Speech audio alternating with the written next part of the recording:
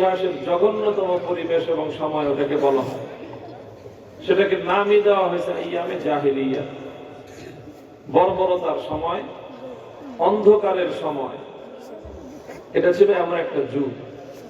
সেই যুগে রাসূল সাল্লাল্লাহু আলাইহি ওয়াসাল্লাম দুনিয়াতে আগমন করেছেন, নবুয়ত লাভ করেছেন। 23টা বছর মাত্র তিনি কাজ করেছেন। 23 বছরের ব্যবধানে সেই সময়টা, সেই যুগটা এমন ভাবে পরিবর্তন হয়েছে, যেই যুগটা ছিল পৃথিবীর নিকৃষ্টতম যুগ, সেই যুগটা হয়ে গেল খায়রুল কুরুনি কারনি, সর্বোৎকৃষ্ট যুগ। কথা ঠিক কিনা? আল্লাহর নবী যখন আসছেন তখন ছিল কেমন সময়? সবচেয়ে জঘন্যতম সময়। মানুষের মধ্যে মনুষ্যত্ব বলতে কিছু ছিল না। একটা উটের পানি পানকে কেন্দ্র করে দুই গোত্রের মধ্যে যুদ্ধ শুরু হয়ে গেল। দুই গোত্রের দুই উটের রাখাল একই কূপে পানি পান করাইতে গেছে। এক রাখাল বলছে আমি আমার উটকে আগে পানি পান করাবো, ও বলছে না তুই আগে না, আমি আগে পানি পান করাবো। বাস দুইজনের মধ্যে লেগে গেছে হাতাহাতি, ঝগড়া থেকে হাতাহাতি, হাতাহাতি থেকে মারামারি, মারামারি থেকে শুরু হয়ে গেছে খুনাখুনি। এরপরে উভয় গোত্র আইসা লাগছে যে তোদের গোত্রের রাখাল আমাদের গোত্রের রাখালে মারলো কেন। এবার ওই গোত্রের উপর চড়াও হলো। এরপরে যুদ্ধ চলতে থাকলো 100 বছর পর্যন্ত। এক গোত্রের মানুষ আরেক গোত্রের মানুষকে রাস্তায় পাইছে, বাস কোপায় রেখে গেছে। কি দোষ? যে মারছে এও জানে না, যারা মারছে এও জানে না, আমার কি দোষ? এইরকম ছিল অবস্থা। সেই যুগটাকে আল্লাহ নবী এমন এক যুগে পরিণত করেছিলেন যে সেই ইয়ারমুকের জিহাদে কি এক বিস্ময়কর ঘটনা সংঘটিত হয়েছিল, সেই ইতিহাস আমরা সবাই জানি। ইকরামা ইবনে আবি জাহল রাদিয়াল্লাহু আনহু, আইয়াশ ইবনে আবি রাবিআ, হারিস ইবনে হিশাম, তিনজন সাহাবীর নাম উল্লেখ সহ ইতিহাসের কিতাবের মধ্যে আল বিদায়া ওয়ান নিহায়ার মধ্যে ঘটনা লিখেছে যে মরণাপন্ন অবস্থায়, মুমূর্ষু অবস্থায় যুদ্ধের মধ্যে আহত হয়ে গেছেন তারা। মৃত্যুর মুখে পতিত হয়ে পানির পিপাসায় ছটফট করতেছেন। একটা লোক এক পাত্র পানি নিয়ে আসছে যে ভাই একটু পান করো।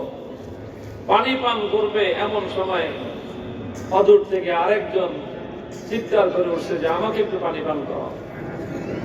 সঙ্গে সঙ্গে প্রথম লোকটা বলছে যে ভাই ওর কাছে পানি নিয়ে যাও, কারণ পানির পিপাসা, মৃত্যু সজ্জায় পানির পিপাসা কত কষ্টদায়ক, কত যন্ত্রণাদায়ক সেটা আমি অনুভব করেছি। কাজে আমার ওই ভাইটাও মনে হয় পানির পিপাসায় আমার মতোই যন্ত্রণা ভোগ করতেছে। কাজে আরেকজন ভাইকে পিপাসার্ত রেখে, যন্ত্রণায় রেখে আমি যদি এখন পানিটা পান করি, আল্লাহর কাছে আমি কি জবাব দিব? যে আমার নিজের প্রয়োজনটা আমি পূরণ করলাম, আরেকজনের প্রয়োজন পূরণ করার প্রতি আমি খেয়াল করলাম না। কাজে আমি হয়তো বাঁচবো না, মৃত্যুর আগ মুহূর্তে আমি আরেকজনকে পিপাসার্ত রেখে সেই পানিটা পান করব, এই কাজ আমি করতে পারবো না। আগে তুমি তাকে পানি পান করা। দ্বিতীয় জনের কাছে গেছে পানি পান করাইতে। সে যখন পানিটা মুখে দিবে এমন সময় তৃতীয় জন পানির জন্য চিৎকার করে উঠছে।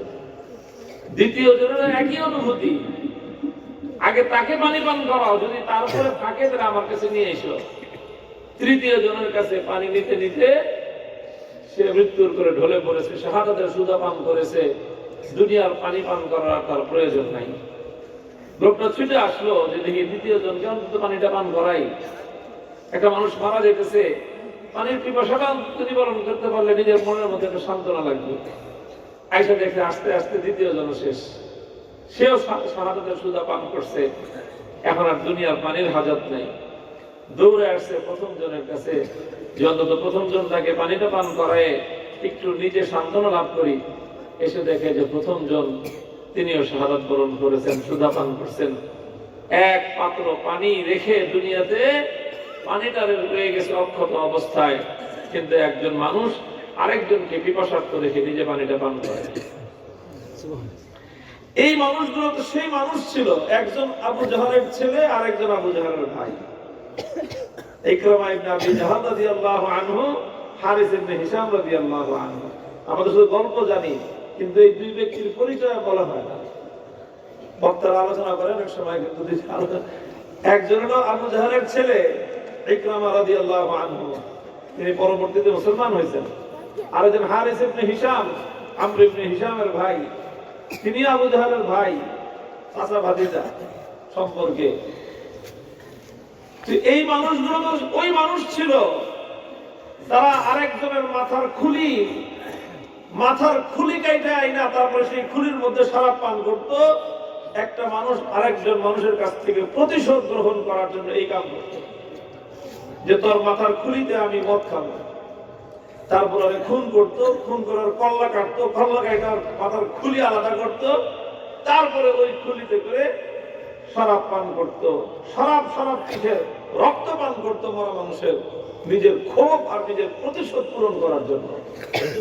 সেই মানুষগুলো কেমন সোনার মানুষে পরিণত হয়েছিল।